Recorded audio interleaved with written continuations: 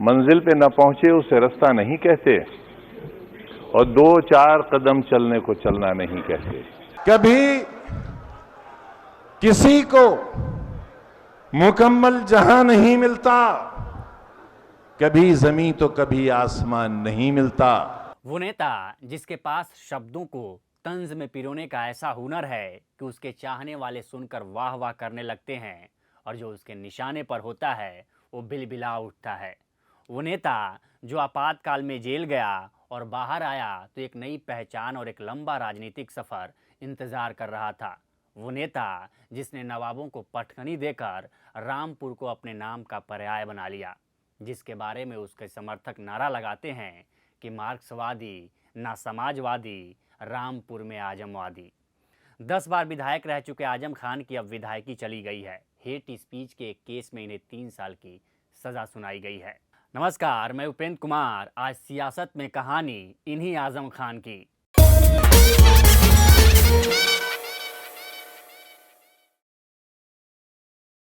साल 1948 में जन्मे आजम खान ने 70 के दशक में अलीगढ़ मुस्लिम विश्वविद्यालय से कानून की पढ़ाई की और यहीं के छात्र संघ चुनाव में राजनीति का कहरा सीखा।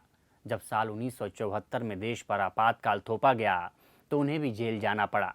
आपातकाल के बाद जेल से छूटने पर आजम खान का कद तो बढ़ गया, लेकिन माली हालत खस्ता ही रही। उनके पिता मुमताज़ खान शहर में एक छोटा सा टाइपिंग सेंटर चलाते थे। आजम जेल से आते ही विधानसभा का चुनाव लड़ गए, लेकिन संसाधनों की कमी के कारण कांग्रेस के मंजूर अली खान से हार गए। लेकिन आजम खान ने ये बता दिया था कि रामपुर में वो नवाब परिवार के लिए चुनौती बनकर खड़े हो गए हैं।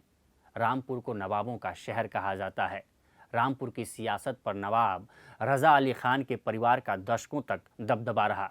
साल 1980 में इन्हीं नवाबों के साये में आजम खान ने पहली बार विधानसभा चुनाव जीतकर रामपुर में अपनी राजनीतिक सरगर्मी शुरू की थी। इसके बाद उन्होंने कभी पीछे मुड़कर नहीं देखा।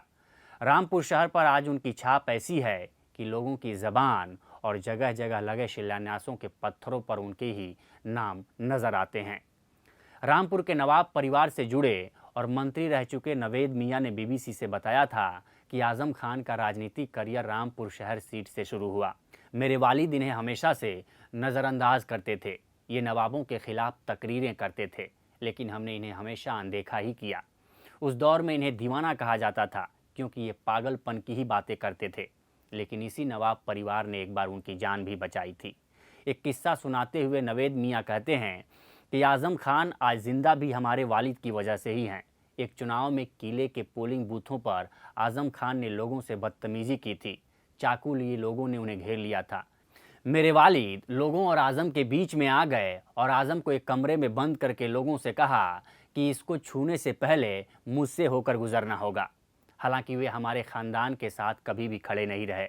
उस समय लोकसभा और विधानसभा चुनाव एक साथ होते थे तो हमारे वालिद लोगों से कह देते थे कि छोटा वोट दीवाने को दे देना। आजम खान ने रामपुर में पैदा हुए आज़ादी के आंदोलन के नेता मोहम्मद अली जौहर के नाम का इस्तेमाल अपनी राजनीति को आगे बढ़ाने में खूब किया और रामपुर के लोगों से कहते रहे कि नवाब परिवार ने अलीगढ़ आंदोलन के नेता और खिलाफत आंदोलन से जुड़े रहे मौलाना अली जौहर से धोखा किया और अंग्रेज़ों का साथ दिया।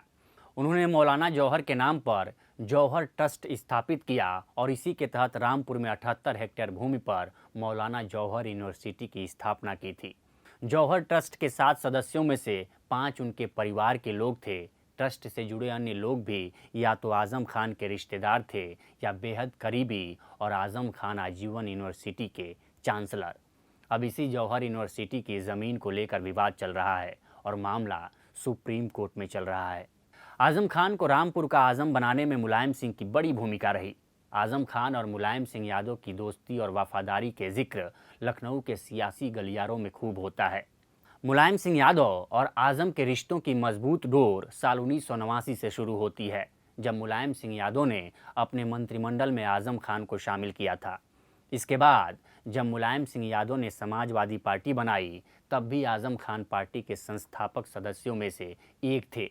लेकिन साल 2009 में मुलायम और आजम के रिश्तों में तब खटास आ गई जब समाजवादी पार्टी ने रामपुर से बॉलीवुड अभिनेत्री जया प्रदा को टिकट दे दिया। इस चुनाव में आजम खान ने बगावती तेवर अपनाते हुए जया प्रदा के खिलाफ चुनाव लड़ा, लेकिन वो हार गए। इसके बाद उन्हें पार्टी से बाहर का रास्ता दिखा दिया गया, लेकिन फिर साल 2010 में उन्हें पार्टी में शामिल कर लिया गया। इसी समय आजम खान ने मुलायम सिंह यादव के लिए शेर कहा था कि कभी खुशी से खुशी की तरफ नहीं देखा, तुम्हारे बाद किसी की तरफ नहीं देखा, ये सोचकर कि तेरा इंतज़ार लाजिम है, ताउम्र घड़ी की तरफ नहीं देखा। आजम खान को बातों का धनी कहा जाता है। उन्होंने खुद एक इंटरव्यू में कहा था कि मुझे बोलने का फ़न आता है, जिससे मिलता हूँ अपना बना लेता हूँ। वो प्रधानमंत्री को वज़ीर आज़म और दिल्ली का बादशाह बुलाते हैं। उर्दू में तीखे तंज करके अपने राजनीतिक विरोधियों को मुश्किल में डालने वाले आजम खान अब खुद मुश्किल में हैं। शब्दों को तंज में पिरोने का उनका हुनर ही उनके गले का फांस बन गया है। कोर्ट ने प्रधानमंत्री को लेकर दिए गए उनके एक भाषण पर उन्हें 3 साल की सज़ा सुनाई है और उनकी विधायकी भी रद्द कर दी गई है।